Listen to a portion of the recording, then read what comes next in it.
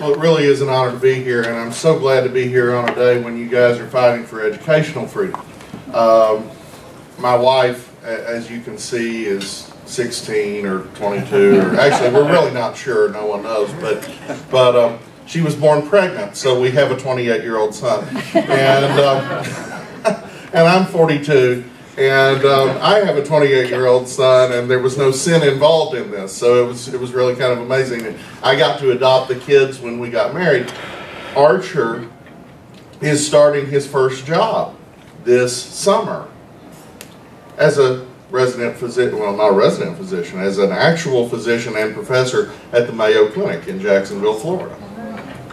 28 years old. And how is that possible? Well, let's start because my first parental duty was to go to his college graduation at the ripe old age of 19. Thank you, Jeb Bush. And rooms full of people like you across Florida that made that sort of thing possible.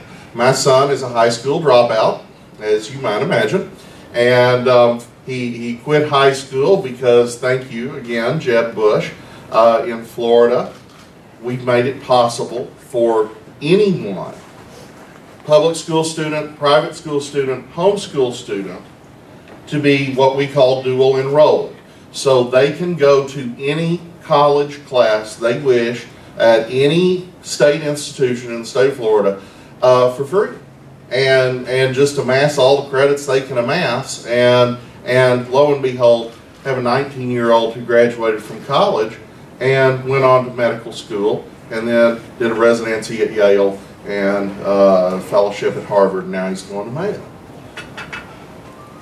How would we have gained by that child of a single mother getting bored in a public school classroom, unchallenged, and joining a gang? Because that's what the smart kids do. How does that make sense? And by the way, he'd have been good at it. He's 6'7", and he's strong, and he's a born leader, obviously. He'd be a really good crip or something. How does that help society? How is that a better use of tax dollars? How is that a better use of anything? And it's time that we showed them more and more examples that, wait, if you actually create solutions that allow the natural creativity of normal people to rise to the top and actually find solutions that make sense for individual situations, tailored to individual families' needs, tailored to the best of what they can become for themselves, you actually get a radically better result. And not some of the time, not occasionally, but pretty much all of the time. Now, it's not an accident that I'm standing here in an Adam Smith tie. I'm sure all of you have your Adam Smith tie. If you don't, go online to leadershipinstitute.org and you can get one from Morton Blackwell like the rest of them. Adam Smith was probably the first guy ever to write extensively about school choice. Bet you didn't know that. Well, some of you know.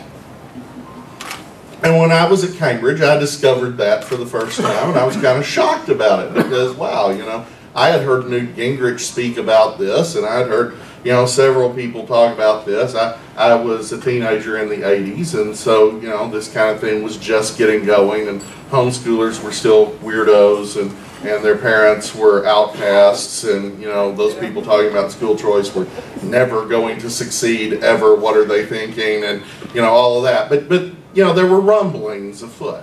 And lo and behold, here comes Adam Smith, of all people, who is explaining in detail why you needed all of these exact reforms in the year that Jefferson penned the Declaration of Independence. And it's really staggering that these arguments don't change over time. The arguments for liberty are the same. And the arguments for liberty are the same because really there are only two competing worldviews in play. It's very important to understand this because if you don't understand this, the technology is irrelevant. The technology really means nothing if you don't first and foremost understand this. There are basically two competing worldviews. in the world. And you don't have to be a Christian. I happen to be a Christian, but you don't have to be a Christian to believe what I'm about to say. Thomas Jefferson was not a Christian. Benjamin Franklin was not a Christian, and they agreed with this completely.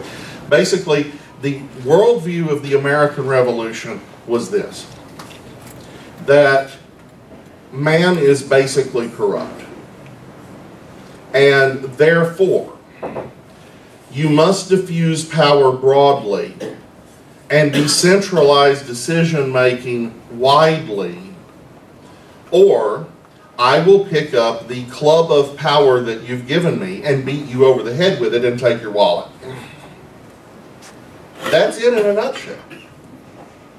There is a competing worldview embodied in Karl Marx, Benito Mussolini, no offense, but Bill Clinton, and an entire world of very well-meaning people. And I include Mussolini in that. I include Marx in that. I don't think there are too many people in the world, no matter how villainous, who conceive of themselves as villains. They all think that they're doing good in the world. Mao Zedong was certain that he was the greatest reformer who ever lived, which is why you should bow down and worship him and why we should all deify him. Stalin was the same. These guys all conceived of themselves as doing great things. And the great thing that they were going to do was based on this opposite principle, which is that man isn't corrupt. And you say, well, how can that be? That doesn't really sound right. No, no, no. It's rooted in simple evolutionary philosophy. If man is morally neutral and has no innate tendency toward corruption, then the best possible solution is a very powerful state run by enlightened elites, and we're going to enlighten them partly because of their native talent and partly through an education system that we tightly control from the center. And that centrally controlled education system is going to mold them into the vanguard of a new and better humanity. Sort of the X-Men philosophy of life, as it were. And these forerunners of the newly evolved man to come, what the Communist Party of the Soviet Union literally called Homo Sovieticus. This new breed of man will be better. The corruption will be bred out of him. He will be naturally egalitarian. He will be naturally humanitarian. And, of course, if we have to break a few eggs to make that omelet, so be it, because it's for the good of all mankind ultimately someday. Okay, how's that working for you? How many inner city schools are witness to that system working? How many post-Soviet nations are testimony to that worldview actually functioning in real life? And the fact of the matter is that America is what it is because it actually goes with reality. This is something I teach my interns. This is something I teach my staff. In nearly everything you can do in life, you will get a better result if you figure out what is true and just run with it. And try not to buck it. Just run with what's real. And what's real is, if you get, this is Adam Smith again, if you get two businessmen together so much as for 5 minutes in a pub, their talk will immediately turn to a conspiracy and restraint of trade. If you get two people together in any setting in which they can somehow turn the world to their advantage, they do. And the only issue is degree. The only issue is whether they're polite and nice and good Southern gentlemen and only do what is dignified and proper in their time and worldview, or if they decide to start their own mafia, cell, or communist party. This is man. He is what he is. And if you understand what he is, freedom is a very, very simple concept, and it works like this. We have all of these people who will always grab whatever they can for themselves. What is the quote? Absolute power corrupts absolutely. So we don't give them any. We divide it up. We have a house. Now we've changed it a little bit with the 17th Amendment, but let's go back to the beginning. We've got a house that's elected by the people, broken up into very local districts. We've got a Senate that is not elected by the states originally, but actually by the state legislatures, so that they're kind of a house of ambassadors. They represent the power of Atlanta, and the House of Representatives represents the power of we the people, and then the president represents everybody collectively, and then the judges are for life until we impeach them or something, and all of that is counterbalanced against mirrored diffusions on the state level, and all of this is designed, why, to be efficient? Oh my gosh, no! The worst thing you can possibly have is an efficient government. No, no, no, you don't want that, because it will absolutely efficiently wipe out all of your rights very fast. We have this system to counterbalance every possible interest we can dream up to ensure the liberty of everybody and their interests. That's the whole idea. It makes perfect sense once you realize that the amassing of power is the point. You're not part of an organization like the Georgia Public Policy Foundation because you're wanting to use government as a club, as something to beat your enemies down with. You're trying to maximize liberty. You're trying to maximize freedom. We have evolved the only system of government in the world that is totally dedicated to that principle. And every time we do something to minimize that aspect of it, we find ourselves in worse and worse shape. So when we come to the 21st century and we start talking about the high technology that is revolutionizing literally everything in your life, I want to assure you, this becomes really, really important very fast. How many of you have read Orwell? Now, I'm not here to give you some gloomy vision of the future. Quite the contrary. I'm about as optimistic as it gets. If I got any sunnier, you'd need shades. That's just not my point. But I'm here to tell you, technology is a two-edged sword because like everything else in life, it's a tool. And it depends on who's holding it. If Sherry holds a hammer, she's going to put up a beautiful picture of George Washington crossing the Delaware. If you give a 5-year-old a hammer, he's going to smash in your TV screen. I mean, this is just reality. If you give one of those Bloods or Crips a hammer, he's going to smash my head and take my wallet. So, you know, it's a tool. Who is given the tool? At PayPal, we did something kind of extraordinary. First of all, we went from 0 to 25 million users in 2.5 years. That's pretty cool. We built a $1.5 billion company in that same amount of time and sold it to eBay, so it was actually real money and not just a theoretical thing. That's kind of neat. We had a few guys make some money. Some guys made a whole lot of money. I made a little bit of money. That wasn't bad. Some of our guys went on to do some neat things. A really neat fellow named Elon Musk went out and designed a rocket. You may have heard of his company. It's called SpaceX. SpaceX designed the very first completely new rocket engine and flew it in history since the 1960s anywhere in the world. Their rocket has cut the cost per pound to orbit from an astronomical number, pun very much intended, to under $1,000 a pound to orbit. Which, if you know anything about aeronautics, is kind of a magic number. It means you can do some things that heretofore were purely science fiction. These are really brilliant thinkers. Most of them are still under 40. That's kind of cool too. This tool in their hands has produced more wealth and more opportunity more quickly than just about anything that has ever happened in the history of man.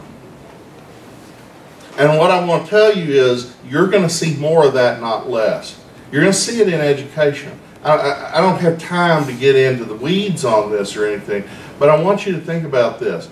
As you probably know, it's pretty much impossible to build a traditional phone network in Central Africa. You just can't do it. The phone poles rot down before you get them all up. They steal the copper wires. Yeah, it doesn't function. But you can build cell towers all over the continent. So we're growing up a generation of people who don't have clean drinking water and don't have access to health care, but who all carry around something an awful lot like this. That's a revolution. Now, what is that going to mean over the next 50 years? Well, honestly, I would hesitate to predict. But I can tell you this much. To use this, you have to learn English. That's just reality. You can learn English or Chinese. That's pretty much your choices. You're going to have to learn a language. You're going to have to be reasonably fluent in it. To communicate, you're going to have people to communicate with, which means they also have to become literate. And in the process of doing that, you're going to spend more time reading than you probably have in your whole life. How many of you read more now that you're online than you did before? I certainly do. By the way, why do you think there's so much volatility in the last 3 election cycles? People are absorbing way more political information, not less. So all of a sudden, you're not talking about simple literacy, you're talking about higher literacy. You're talking about people literally going from mud huts in a jungle to debating the thought of the Founding Fathers or Karl Marx. And by the way, they've lived under the whole Marx thing for a while, and that isn't working out too well. So our version of things is increasingly attractive. The idea of the rule of law, the idea of diffused power, the idea of just simple private property rights. Those of you who are familiar with Hernando de Soto understand what I'm talking about. I don't think I could turn out too many economists for you that would pack a room, but Hernando de Soto routinely packs out whole sports stadia in Latin America because these people understand the magnitude of the changes that he's talking about in their real life.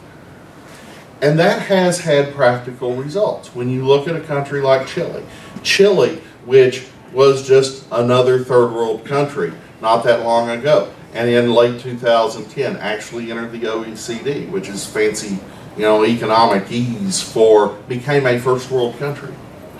Did you know they're the first country south of our border ever to become a first world country?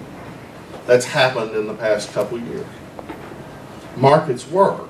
Markets elevate people into wealth because wealth is a function not of resources, or Hong Kong would be poor, not of vast tracts of agricultural land, or Japan would, just absolutely fall off the earth. Wealth is a function of the mind. And the ability for free men and women to think great thoughts and act upon them. There is no problem in the world that is not solvable by the liberation of the human mind. You're taking a huge first step here with your charter school law. So do whatever you have to do today to get those votes over the hump. This really matters. It's very important. But it's just a first step. We're going to see education diffused so greatly in the next 50 years you won't recognize it. I don't know how much that will apply to kindergartners. I'm not predicting about specific parts of the system. But I can tell you this. There is some price point at which it no longer makes sense to go to Baylor. There's some price point at which it no longer makes sense to go to any centralized location with a library. Because is there any book in that library that I can't get here right now?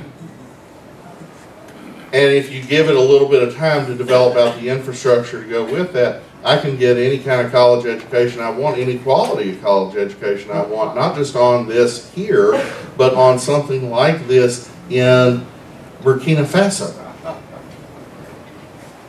You're talking about ushering in a world that is radically improved or radically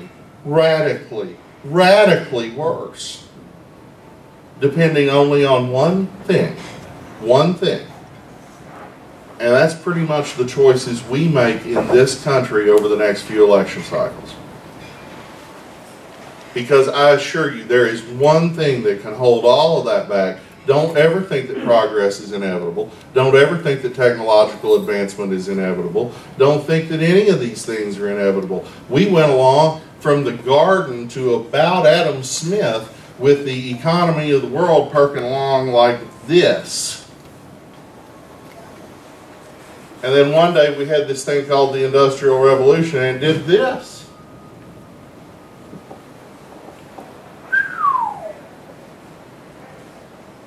90% of everything humanity knows has been discovered in the last 15 years. That's amazing. And it's not inevitable. That train stops the day liberty to go after it stops.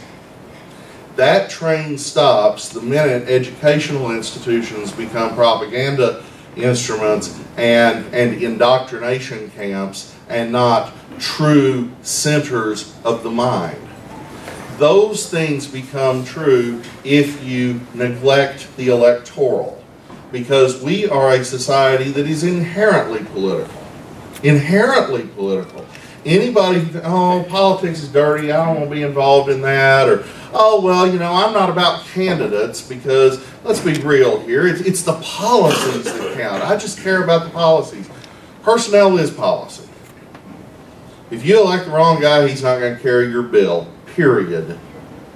If you elect the wrong group of guys, they will just go to Atlanta, and they will just go to Tallahassee, and they will just go to Washington and Moscow and London and New Delhi and wherever, and they will vote their own interest. And their own interest is absolutely everywhere to be seen. It is manifest on the pages of history throughout all of time. You have seen man imposing his own interests. We call it feudalism.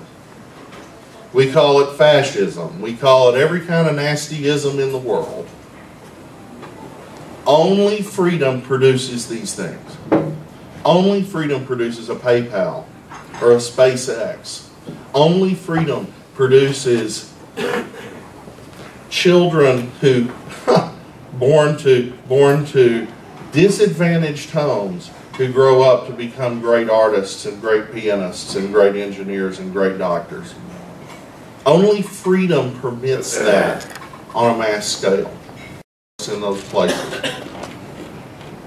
But we do have to fight for it in the ballot box. We do have to fight for it every day in a contest of ideas, whether it's on Facebook or face-to-face with your friends or in a checkout line or wherever. We should be evangelistic about the ideas of liberty like we are evangelistic about the things we hold the most dear in our hearts and in our lives at all times, because if we do not, it will burn out. It is absolutely not something that we can take for granted.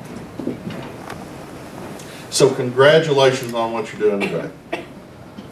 This legislation matters. If you don't pass it, don't go home. Get up the next day and plot the next attack. The left would do that, as you well know. Don't ever quit.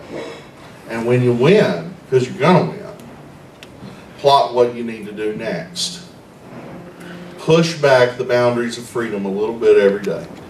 Make it better every day. I want to thank you for letting me come here. I want to thank you for using PayPal, and because I know y'all do.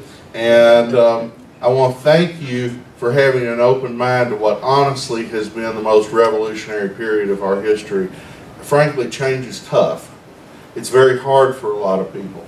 I mean, this is silly and a little bit off topic, but we were on iTunes yesterday with the interns. The intern was born actually after the 80s, and so did not know any of the music we were playing, but we were playing some stuff and played some Laura Branigan, which really dates me, and you know, we're playing this song that became famous because some other person sang it in the 90s, and my secretary's like, somebody else sang that, you know, and it's famous, and everybody knows what it is.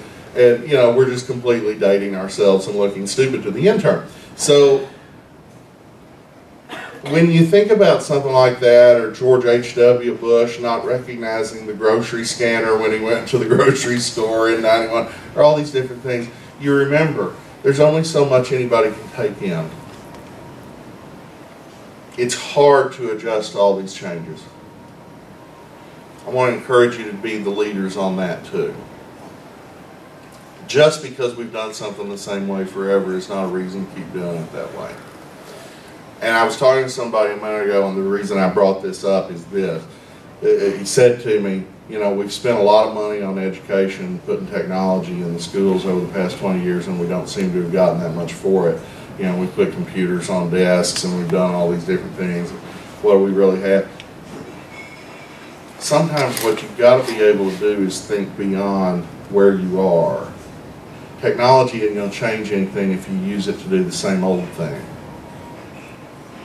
Use technology to completely disrupt what you're doing right now. Think about the result you want and find the technological tool to do that. It would not make sense to go in and modernize a government bureaucracy that was designed in the era of the quill pen by putting a computer on the desk of a whole bunch of people who yesterday had a quill pen. You need to redesign the bureaucracy from the ground up. That's why organizations like yours exist. I want to encourage you to do this. I know that's just a little bit beyond where we were going, but I want to say it because, folks, this really is in your hands. What you're doing today matters. I'm grateful for it. I'm grateful for your time today. Be the keepers of the flame of liberty. Do not be afraid of change. Use the technologies we're generating to advance that liberty and to make your lives better. And thank you again for your time.